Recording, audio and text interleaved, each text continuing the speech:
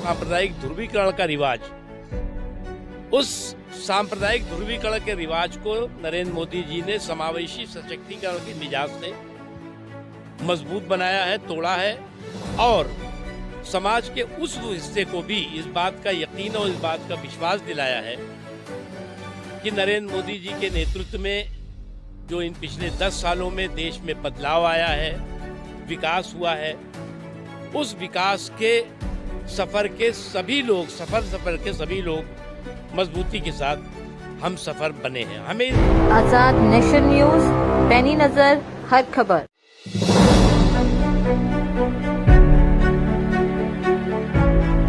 वरिष्ठ भाजपा नेता एवं पूर्व केंद्रीय कैबिनेट मंत्री मुख्तार अब्बास नकवी ने कहा कि सियासी तुष्टीकरण के छल को समावेशी सशक्तिकरण के बल से परास्त कर नरेंद्र मोदी संवैधानिक पंथ निरपेक्षता और समावेशी प्रगति के सर्वमान्य हीरो बन गए हैं। नकवी ने कहा कि सांप्रदायिक ध्रुवीकरण के सियासी रिवाज को सशक्तिकरण के समावेशी मिजाज से पछाड़कर मोदी भारत के विकास और विश्वास की प्रामाणिक की गारंटी बन गए हैं। आज बरेली में शुक्रिया मोदी भाईजान कार्यक्रम में भारी संख्या में मौजूद अल्पसंख्यक समाज को संबोधित करते हुए नकवी ने कहा कि हमें इस हकीकत को नजरअंदाज नहीं करना चाहिए कि मोदी सरकार ने विकास में किसी के साथ कमी नहीं की तो उनके प्रति किसी को विश्वास में कंजूसी नहीं करनी चाहिए। नकवी ने कहा कि दंगों, दबंगों, बलवों, बाहुबलियों और आतंकवाद की आफत का सबसे बड़ा शिकार गरीब, कमजोर, अल्पसंख्यक समुदाय होता है। आज आतंक की आफत, दंगों की दहशत से महफूज, सुकून, सुरक्षा और समृद्धि के मजबूत माहौल में मुल्क आगे बढ़ रहा है।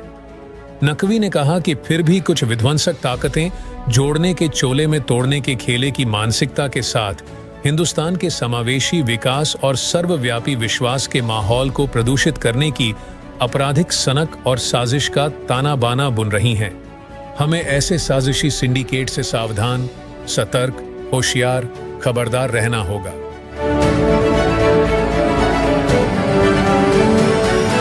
शुक्रिया मोदी भाईजान है। आज देश के 145-50 करोड़ हिंदुस्तानियों का नरेंद्र मोदी जी के प्रति जो विश्वास है वो उसका एक ही कारण है कि पिछले कई दशकों से जो सियासी तुष्टीकरण का छल था उसको नरेंद्र मोदी जी ने समावेशी विकास के समावेशी सशक्तिकरण के बल से ध्वस्त किया है।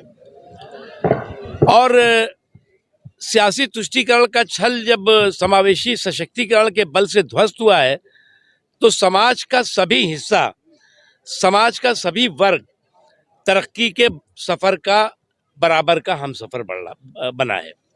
उसके साथ ही साथ जो एक लगातार चलता था सांप्रदायिक ध्रुवीकरण का रिवाज, उस सांप्रदायिक ध्रुवीकरण के रिवाज को नरेंद्र मोदी जी ने समावेशी सशक्तिकरण के मिजाज से मजबूत बनाया है, तोड़ा है और समाज के उस हिस्से को भी इस बात का यकीन और इस बात का विश्वास दिलाया है कि नरेंद्र मोदी जी के नेतृत्व में जो इन पिछले 10 सालों में देश में बदलाव आया है, विकास हुआ है, उस विकास के सफर के सभी लोग मजबूती के साथ हम सफर बने हैं। हमें इस बात को भी नज़रअंदाज नहीं करना चाहिए कि नरेंद्र मोदी जी ने या भारतीय जनता पार्टी ने जब किसी भी समाज के हिस्से और अल्पसंख्यक और मुसलमानों के साथ विकास में कमी नहीं की तो वोटों में भी कोई वर्ग कंजूसी नहीं करे, क्योंकि अगर विकास में कमी नहीं तो वोटों में कंजूसी क्यों। आज जो है वो उत्तर प्रदेश में अगर देखें तो आज MY फैक्टर सांप्रदायिक नहीं रह गया है। आज MY फैक्टर मोदी और योगी फैक्टर हो गया है और ये मोदी और योगी फैक्टर सभी समाज के हिस्सों की सुरक्षा का, समृद्धि की गारंटी है। और आज पूरी दुनिया इस बात को कह रही है कि मोदी जी ने साबित कर दिया है कि किस तरह से प्रजातंत्र जो है वो परिवार तंत्र को पछाड़ करके परवान चढ़ सकता है। कुछ लोग जरूर जो है उत्तर प्रदेश में तो मैं देख रहा हूं कि एक तरफ जो है वो सामंती सुल्तान और समाजवादी टीपू, ये दोनों छटपटा रहे हैं। उनको लगता है कि उनके जो सांप्रदायिक वोटों के ध्रुवीकरण की दुकान थी उस पे ताला लग गया है, और जो सांप्रदायिक वोटों के ध्रुवीकरण की दुकान पे ताला लगा है उसका मुख्य कारण है कि आज उनके पास मुद्दे नहीं रह गए हैं। आज किसी तरह का जो लोगों को गुमराह करने का कारण नहीं बना है, और इसीलिए वो अब जुगाड़ के जमघट में लगे हुए हैं। लेकिन इतना मैं कह सकता हूं कि जुगाड़ के जमघट में से भी वो जनादेश के पनघट तक नहीं पहुंचेंगे, और 24 के चुनाव में भी चारों खाने चित होंगे, बल्कि 24 के चुनाव में उन्हें 424 वोल्ट का झटका लगेगा। महागठबंधन है, क्या लग रहा है जी, महागठबंधन है उसमें अभी से फूट पड़ने दिख रही है। देखो, ये मुझे जो दिखाई पड़ रहा है, इस गुनाहों के गटर में गठबंधन के शटर से अपने को बचाने की कोशिश कर रहे हैं। तो गुनाहों के गटर पे अगर गठबंधन का शटर लगा करके ये सोचेंगे तो इस गठबंधन की गठरी में जितना छेद है उससे ज़्यादा उनके नेताओं में मतभेद है। अब इनके आप अगर देखें तो कई लोग जो है वो अभी तक तो प्रधानमंत्री पद के उम्मीदवार बने हुए थे, अब जो है कहते हैं जी हमें संयोजक ही बना दो, पहाड़ से गिरे और जुगाड़ पे अटके। अब उनको लगता है कि जी हमें जो है वो प्रधानमंत्री पद का उम्मीदवार ना भी सही तो कम से कम प्रधान लिपिक तो बना दो। तो ये चल रहा है। देखिए, राहुल गांधी जी समय समय पर पॉलिटिकल पर्यटन पे निकलते हैं। उनका जो सैर करने का कभी कभी मूड होता है तो वो उसको जो है कभी जोड़ो यात्रा, कभी तोड़ो यात्रा, कभी खोड़ो यात्रा, कुछ कुछ करना शुरू कर देते हैं। तो हमें तो उनकी यही शुभकामनाएं हैं कि वो अपने इस यात्रा को करते रहें, उछल कूद करते रहें, और कम से कम जो है सड़कों पे 20-25 साल घूमेंगे तो उनको गांव गरीब, किसान, झुग्गी झोपड़ी के इंसान, खेत खलिहान की हकीकत का पता लगेगा। मंत्री जी सुप्रीम कोर्ट का आज ज्ञान वापी को देखिए, मायावती जी अकेले लड़ेंगी, दुकेले लड़ेंगी, ये तो उनकी पार्टी का निर्णय है, जो भी वो उचित समझे वो करें। लेकिन उससे ये बात तो सही है कि जो अभी ये जुगाड़ का जमघट इकट्ठा हो रहा था, उस जमघट में भी जो है वो अलग अलग तरह के सवाल खड़े हो रहे हैं।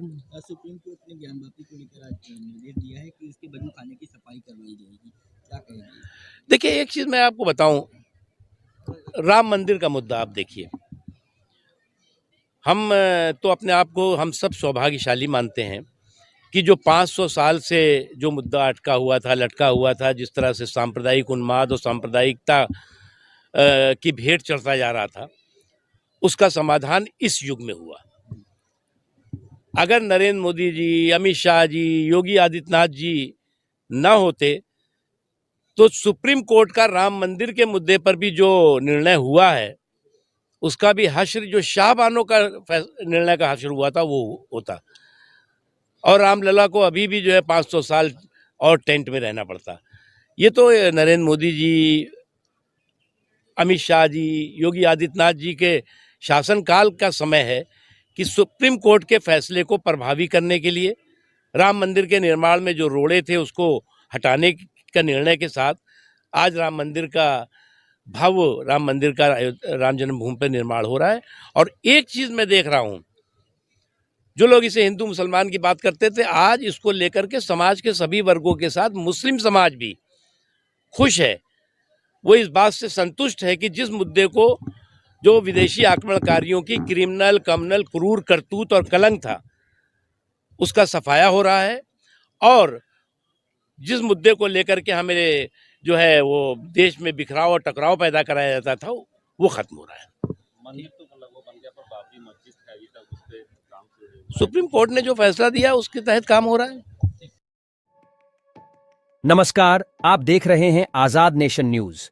अगर आप हमें YouTube पर देख रहे हैं तो हमें सब्सक्राइब करें, बेल आइकन को दबाना न भूलें ताकि हमारी खबरों की लेटेस्ट अपडेट आप तक पहुंचती रहे। वीडियो पसंद आने पर लाइक करें। अगर आप हमें Facebook पर देख रहे हैं तो लाइक और फॉलो करना न भूलें। देश दुनिया की तमाम खबरों के लिए विजिट करें हमारी वेबसाइट www.azadnationnews.com।